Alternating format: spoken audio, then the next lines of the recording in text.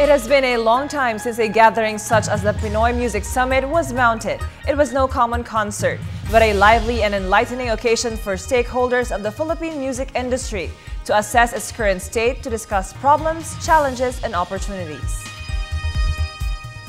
Judging from the turnout of participants and resource speakers at the Diosdado Macapagal Hall of the Land Bank Plaza this morning, the Pinoy Music Summit was a success. The biggest movers in the industry were there. Composer Ryan Cayabyab, Organisasyon ng Pilipinong Mga Awit President Ogie Alcacid, respected singer-composer Jim Paredes, and Filipino Society of Composers, Authors, and Publishers President and Conference Director Noel Cabangon.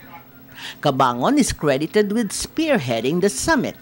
Ang layunin talaga dito ay muling buhayin yung diwa ng musikang Pilipino sa lahat po ng mga Pilipino. Because ito po ay ating kultura, expression nga po ito ng ating damdamin ng pagka-Pilipino.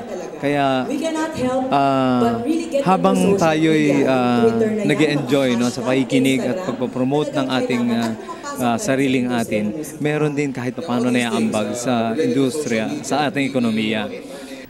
Present at the summit were young and veteran music makers, performers, and industry workers.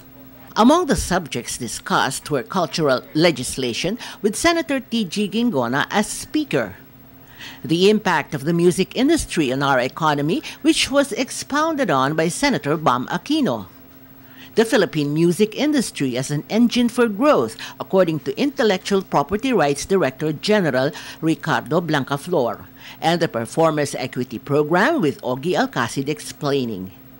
Patricia Izon encouraged more Filipinos to continue their creative pursuits, while Twinkie opened more doors for the industry through social media and other platforms for exposing original Filipino music. Talagang nakakatuwa po yung feeling na so far maganda po yung mga presentations at sa palagay ko namumulat na yung ibang mga kasapi dito sa summit at nakikita naman natin na sana nga magkaroon na sila ng